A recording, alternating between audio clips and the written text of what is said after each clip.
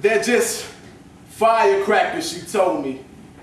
And mother always told the truth, although I knew it was a lie. I mean, I knew it wasn't the 4th of July. And like a cat, I was curious of what was truly out there. Wanted to take a picture of all I saw, but you know I couldn't afford a camera and all. So I remember seeing my sisters write at night in their diaries, which I thought was kind of cool. But see, I didn't want to look like no fool writing in the diary and all. Plus, it kind of reminded me of school because see, I always struggled to put a story together. Like whenever I had to write an essay, it was never really an introduction, body, and conclusion. More so just a bunch of confusion all over the paper.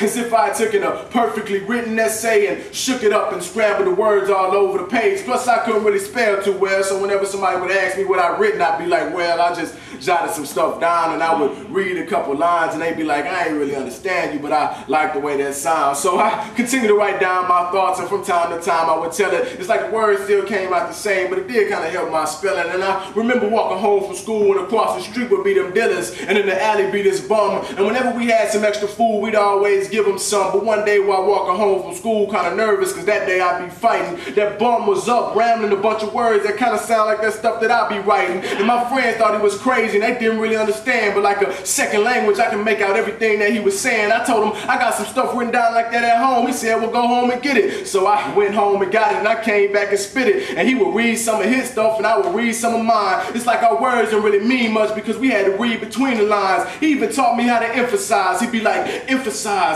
emphasize, and different ways of writing he would show me. One day I asked him what this was. I'll never forget what he told me. He said that this is poetry.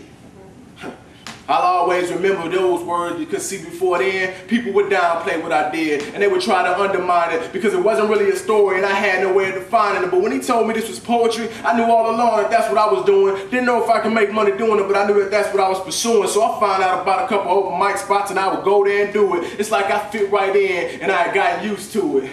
But starting off, I never really paid attention to the reaction I was getting because I was too concerned with the message I was delivering. I knew on stage I had the power to inspire and the ability to help people leave a better person or possibly think about someone other than themselves. But after a while of getting these soft reactions, my pride got the best of me. It's like the want to be recognized was overclouding the rest of me. Couldn't get mad though because people were just reacting to what they could relate to. But what was sad though is what they related to were just a bunch of words, not meant to be understood but just meant to be heard. But the bum never told me there was any rules. Delivering a message was just a choice that we would choose. So when I heard this different form of poetry, I was confused. I picked up quick though. It didn't take long to catch on. I just started writing poems about whatever I heard in the song, or about whatever I heard that day, or about whatever BT would play. It was the weirdest thing to me, but it always blew them away. They'd be like, do that poem you got, you a go-getter, or do that poem, you a flirt. I'd be talking about absolutely nothing, but it always seemed to work. See, by now, I had a strategy. I knew the more ignorance I spit, the more money that I get. And to sell out, I had to sell out and be less and less like the common man and never giving them a black thought. It's like my words wasn't the most depth, and in ignorance I got caught. It's like my poems were a little scrappy, wasn't worth a young buck or 50 cents. My whole style wasn't meant to be remembered, the opposite of dead presidents. And I almost forgot. See, I almost forgot what I started writing in the first place for. It started off with more than the fact that I couldn't afford a camera, so this was just my way to record all that I saw in the hood, and everything else that I see. I recorded the bad, recorded the good, shoot, I recorded what I wanted it to be. So I took the time out of my day to look up the definition of poetry. And in the dictionary I had, it said that poetry is a rhythmical language, usually metrical of beautiful thought and imagination or emotion. And I don't know what to take it at either, but see, I was tired when I was reading and my eyes glanced down a couple lines to the word pollute, which definition was to make impure, to defile, and to me, that sounded a lot like what people were calling poetry.